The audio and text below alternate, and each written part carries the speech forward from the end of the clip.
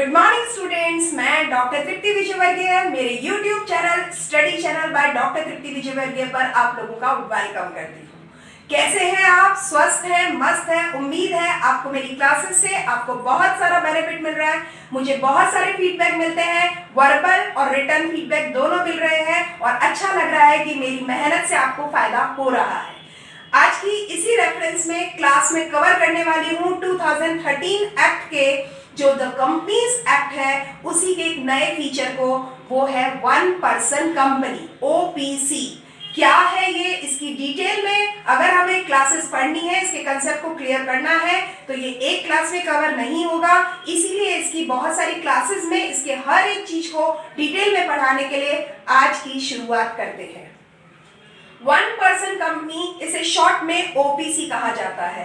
और जो general companies है आज तक हमने उसे केवल कंपनी फॉर्म में पढ़ा है, लेकिन जब से ये कंसेप्ट आया है जिसे ओपीसी कहा है, उन सभी कंपनीज को एमपीसी कह दिया गया है। एमपीसी का मतलब होता है more than person company, more person company. तो एमपीसी और ओपीसी के बहुत सारे डिफरेंसेस आगे की क्लासेस में मैं आपको बताने वाली हूँ। आज की क्लास में एक ओवरव्यू देती हूँ ओपीसी के बारे में, क्या है और किस तरह से इंट्रोड्यूस हुई है।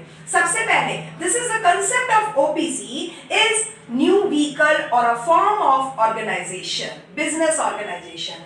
कभी भी किसी बिजनेस की अगर हम बात करते हैं तो ये न्यू व्हीकल है या न्यू फॉर्म ऑफ बिजनेस है ओपीसी। ओपीसी का जो कंसेप्ट है या अवधारणा है 2013 के एक्ट से ही इंडिया में इंट्रोड्यूस हुई है और पूरे वर्ल्ड में 2013 से पहले ये थी, लेकिन क्योंकि इंडिया में 2013 से पहले जो एक्ट चल रहा था वो था 1956 और 56 और 2013 में एक बहुत बड़ा गैप आ गया था।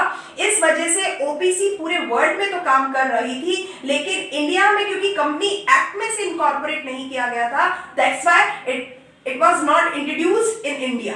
तो ये इंट्रोड्यूस हुई है 2013 के कंपनी एक्ट में, इसीलिए हमने इसे ये कहा है कि एक नया फीचर है। बाकी वर्ड के पॉइंट ऑफ व्यू से कहेंगे this is not the new feature. This is introduced by the Companies Act 2013, Rule number 18 of 2013। 2013 का जो रूल नंबर 13 है उसके रूल नंबर 18 है, उस हिसाब से ओपीसी का कंसेप्ट डला है। 2013 का जो एक्ट है उसमें रूल नंबर 18 जो है वो इस कंपनी एक्ट में ओपीसी को इंट्रोड्यूस करता है। It enables entrepreneur in sole proprietors enter into corporate framework। इसकी क्या खासियत है? अभी तक जो 1956 का एक्ट 2013 तक चल रहा था उसमें एकल व्यक्ति, एकल व्यवसायी कभी भी कंपनी के बेनिफिट्स को नहीं उठा पाता था और कॉर्पोरेट कल्चर में नहीं इंट्रोड्यूस कर पाता था। लेकिन 2013 के कंपनी एक्ट में इस तरह के फीचर्स लोगों को दिए कि यदि आप अपना अकेले का व्यवसाय कर रहे हैं तब भी आप कॉर्पोरेट फ्रेमवर्क में आकर के इन सारे बेनिफिट्स को और प्रिविलेजेस को एंजॉय कर सकते हैं। ये आपको याद दिला दूं, क्योंकि 2013 से पहले ओपीसी नहीं था तो हमें ये पता था कि पूरे 2013 के कंपनी एक्ट से पहले कभी भी एक व्यक्ति कंपनी नहीं खोल सकता था। मिनिमम टू मिनिमम जो मेंबर ऑफ कंपनी है वो 2 थी, प्राइवेट कंपनी के लिए 2 और पब्लिक कंपनी के लिए मिनिमम टू मिनिमम 7 थी। एक मैं आपको वीडियो और क्लास देने वाली हूं जो 1956 और 2013 के एक्ट के कंपैरिजन के और डिफरेंस के बारे में है, क्योंकि ये बहुत इंपॉर्टेंट है। नंबर ऑफ मेंबर्स में बदलाव हुआ है, फीचर्स में बदलाव हुआ है, कई प्रोविजंस बदले हैं, कुछ प्रोविजंस खत्म हुए हैं। इसके बारे में मैं भी आगे की क्लास दूंगी। आज की क्लास में अभी यहाँ यही कवर कर रहे हैं कि एक व्यक्ति जो कि कंपनी नहीं खोल सकता था, अब वो एक व्यक्ति भी कंपनी कल्चर में आ सकता है 2013 के कंपनी एक्ट के नए फीचर के बाद। हम अगर इसी देसी भाषा में बात करें या थोड़ी सी किताबी भाषा से हटकर बात करें तो हम ये कह सकते हैं this is the hybrid form of sole proprietorship and a company. ये दोनों का फ्यूजन है। अगर इस सर्किल को मैं कहूं ये सोल प्रोप्राइटरशिप है तो ये सर्किल कंपनी को मेंशन करता है और इन दोनों का fusion that is the OPC. तो ये कहना चाहिए it is a combination of sole proprietorship and a company. ठीक है, तो दोनों की अच्छी अच्छी बातों को उठाते हुए, दोनों की कमियों को कम करते हुए एक नया कंसेप्ट लाया गया, this is the OPC. Section 2 subsection 62 of Indian companies act 2013 ने ओपीसी को इंट्रोड्यूस किया। सेक्शन 2 सबसेक्शन 62, ये सेक्शन याद कर लेना।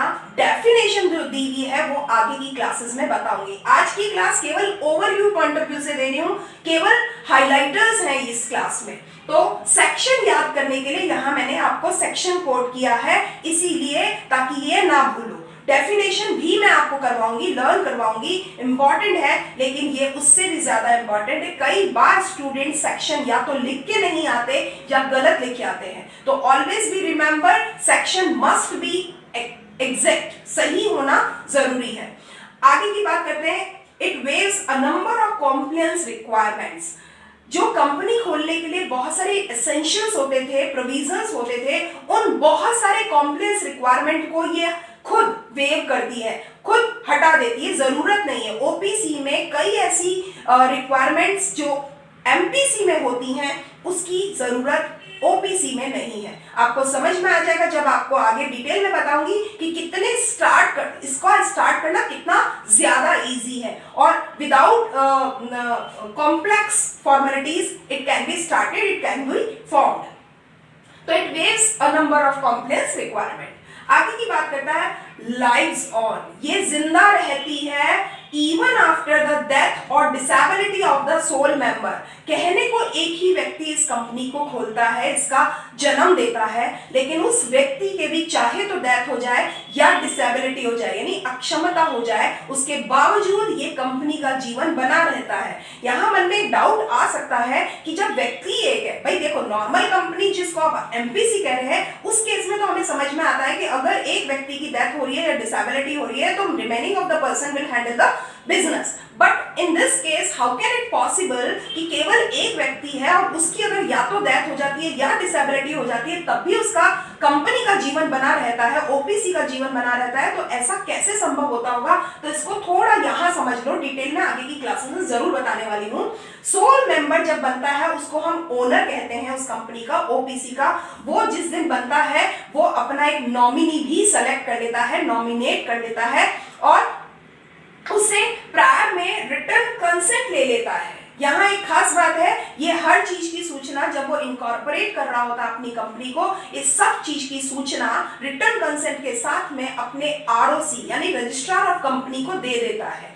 अब इसके लिए भी कुछ टाइम पीरियड है कि जब वो अपने नॉमिनी को चाहे तो सेलेक्ट करता है या अपॉइंट करता है, हर हाल में उसे अपने 15 दिन के अंदर, अपने मेंबर बनने के 15 दिन के अंदर अंदर अपना नॉमिनी सेलेक्ट या अपॉइंट कर लेना होता है। और इस नॉमिनी के जो आपने सेलेक्ट किया या अपॉइंट किया है, इस सब की सूचना खुद के मेंबर बनने के 30 डेज के अंदर अंदर आरओसी को इंटीमेट करना होता है। आरओसी फिर से याद दिला रही हूं, रजिस्ट्रार ऑफ कंपनी। तो आरओसी को इंटीमेट करना बहुत इंपॉर्टेंट है विद इन 30 डेज।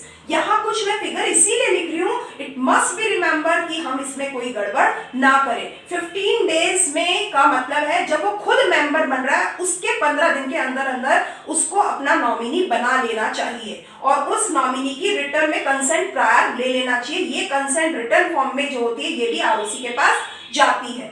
और दूसरी बात है, खुद के मेंबर बनने के 30 डेज के अंदर अंदर उसे ये सारी सूचनाएं अपने आरओसी तक पहुंचा देनी होती है। अब एक पॉइंट यहाँ पे ये है, क्या ऐसा संभव है कि जिस व्यक्ति को, मान लीजिए एक ए व्यक्ति है और उसने कंपनी खोली ओपीसी, उसने बी व्यक्ति को उसका नॉमिनी बनाया, तो क्या ये संभव है कि वो बी व्यक्ति का जो उसने प्रायर रिटर्न कंसेंट लिया था उसको बाद में वो हटा सके, या वो बी व्यक्ति खुद अपना नॉमिनेशन जो है विड्रॉ कर सके? Is it possible? Yes, it is possible. इसे हम ऑल्टरेशन कहते हैं, और ये ऑल्टरेशन की जो सूचना है वो भी उसे अपने आरओसी को देनी होती है, और उसके लिए भी वही सेम चीज है, जो डेट्स की डेडलाइन है वही है कि वो एक व्यक्ति को हटाने या उसकी इच्छा से वो हटने के बाद विद इन 15 डेज उसे नया नॉमिनी बनाना होता है, और इस बात की सूचना विद इन 30 डेज आरओसी को देनी होती है। मुझे पूरी उम्मीद है आपको यहाँ पे कोई भी कंफ्यूजन नहीं हुआ होगा। मैंने बहुत तसल्ली से इस चीज को समझाने की कोशिश करी है कि एक अकेला व्यक्ति जो कि ओनर कहला रहा है, उसकी डेथ और या डिसेबिलिटी होने के बावजूद जो व्यक्ति इसका चार्ज लेगा और इस कंपनी को जिंदा रखेगा, उसका क्या सीन है।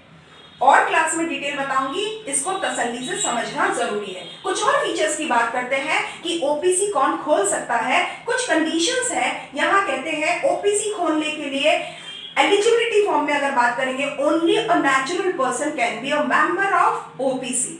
नेचुरल पर्सन मैंने यहाँ पे अंडरलाइन किया है। What do you mean by natural person? Natural person का मतलब जो हम और आप हैं, यानी by birth, by physique, by tangibility की बात कर रहे हैं, हम एक दूसरे को देख सकते हैं, वो सारी चीजें। जो कंपनी होती है वो नेचुरल पर्सन नहीं होती, पर्सन तो होती है पर वो आर्टिफिशियल पर्सन होती है। तो कहने का मतलब यह है, an artificial person can not be a member of OPC, there must be member as a natural. ना केवल ये बल्कि और दो कंडीशन और भी हैं। सेकंड कहता है ओनली इंडियन सिटीजन। हालांकि आपको एक बात बता दूं मैं कि कंपनी की अगर आपने फीचर पढ़े होंगे तो कंपनी के पास नेशनैलिटी तो होती है इंडिया की, पर कंपनी का इंडिया में जन्म होने के बावजूद उसके पास सिटीजनशिप नहीं होती। नागरिकता अलग चीज होती है, राष्ट्रीयता अलग चीज होती है। राष्ट्रीयता तो जिस राष्ट्र में आपने जन्म लिया वो होता है, और नागरिकता होती है एक सर्टिफिकेशन कि आप यहाँ के नागरिक हैं। पर क्योंकि कंपनी एक नेचुरल पर्सन नहीं होती, इसीलिए उसे सिटीजन नहीं माना गया है। तो वो जो एक ओपीसी खोलने वाला मेंबर होगा, उसको इंडियन सिटीजन होना जरूरी है। तो आपको यहाँ पे भी समझ में आ जाएगा कि एक कंपनी कभी भी ओपीसी खोल ही नहीं सकती, कंपनी ओपीसी का मेंबर हो ही नहीं सकती, क्योंकि वो कभी भी इंडियन सिटीजन होती ही नहीं है।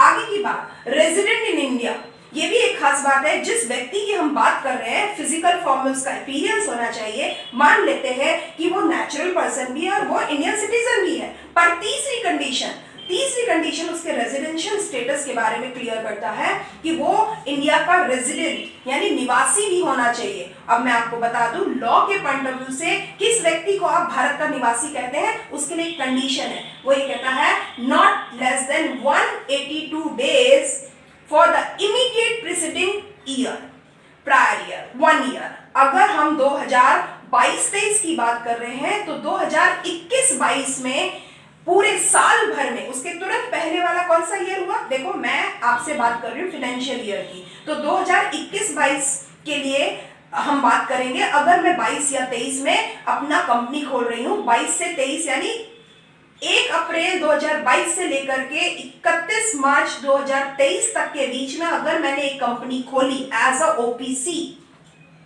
तो 2021-22 यानी 1 अप्रैल 2021 से लेकर के 31 मार्च 2022 तक में अगर मैं मेरी बात कर रही हूं, तो मैं इंडिया में कम से कम 182 डेज इंडिया के अंदर रहना जरूरी है। ऑन एन एवरेज आपको 182 डेज का मतलब है यहाँ ऑलमोस्ट 6 महीने।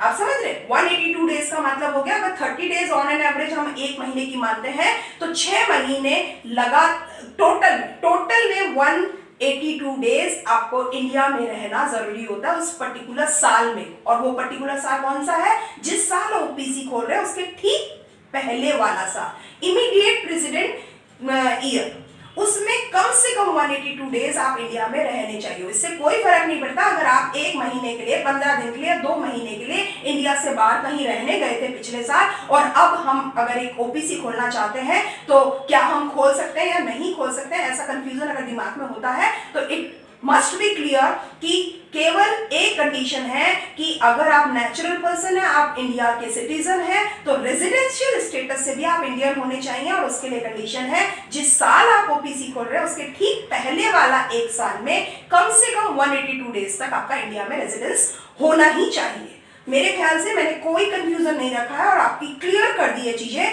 पूरी तरह से कि इंडियन होने का मतलब यहाँ पे क्या है। आगे की बात करते हैं, 1 पर्सन कंपनी, ये जो वर्ड्स हैं, 1 person company must be written in the below the name of company, must be written in the bracket in the below of the company name. जो भी कंपनी का नाम है उस कंपनी के नाम के नीचे ब्रैकेट में 1 पर्सन कंपनी वर्ड लिखे हुए होने चाहिए ही। ये इनकॉर्पोरेशन के लिए कंडीशन में काम आती है। तो ये ध्यान रखना है, 1 person company should be mentioned in bracket in below of the name of company. Is it clear? आगे की बात करते हैं। बहुत सारी चीजें हम आगे पढ़ने वाले हैं। ओपीसी की क्या क्या एडवांटेजेस है, मैंने लिखा है an number of advantages are there. बहुत सारे इससे फायदे हैं, बहुत सारे उससे लाभ है। सब पढ़ेंगे, डिटेल में पढ़ेंगे, आगे की क्लासेस में पढ़ेंगे।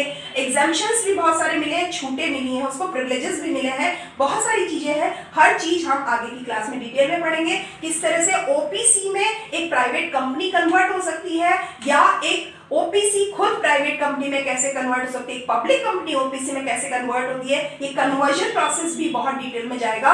इस हर बात को मैं डिटेल में नेक्स्ट क्लासेस में बताऊंगी। इसमें किस तरह से इसका फॉर्मेशन होता है वो भी बात करेंगे। इसके अलावा बहुत सारी और चीजें हैं जो मैं आपको ओपीसी के बारे में डिटेल में बताने वाली हूँ। ओपीसी आपको बुक में मिलना थोड़ा मुश्किल है, क्योंकि लेटेस्ट जो वर्जन आ रहे हैं बुक्स के, उसमें भी ओपीसी केवल इंट्रोड्यूस हुई है, पर डिटेल क्लासेस उसकी डिटेल कंटेंट उसके बारे में नहीं है। तो I am trying to give my best कि आपको ये चीजें क्लियर हो जाए, क्योंकि कई कोर्सेज में इस सिलेबस में ऐड ऑन हो चुका है। तो आज की क्लास के लिए इतना ही करेंगे। होपफुली आपको मेरी क्लास समझ में आ रही है, पसंद आ रही है। आप मुझे शेयर कीजिए, मेरे क्लासेस को शेयर कीजिए, लाइक कीजिए, कमेंट कीजिए। Thank you and keep watching my videos regularly. Thank you.